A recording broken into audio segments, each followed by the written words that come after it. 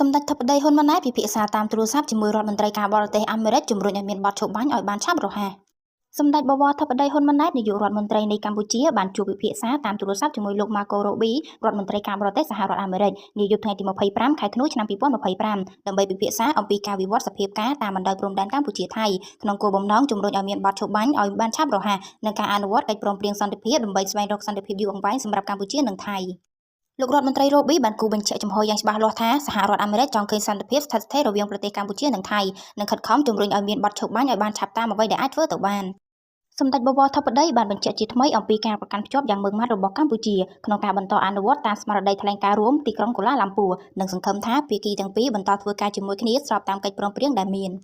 បើតាមសម្ដេចធិបតីកម្ពុជាបន្តរក្សាជំហរក្នុងការដោះស្រាយបញ្ហាព្រំដែនដោយសន្តិវិធីដោយអនុលោមតាមកិច្ចព្រមព្រៀងនិងបន្តយន្តការដែលបានឯកភាពគ្នានាពេលកន្លងមករួមទាំងសេចក្តីថ្លែងការណ៍រួមទីក្រុងកូឡាឡាំពួរដើម្បីដោះស្រាយបញ្ហាព្រំដែនកម្ពុជាថៃនិងកសាងសន្តិភាពយូរអង្វែងរវាងប្រទេសទាំងពីរ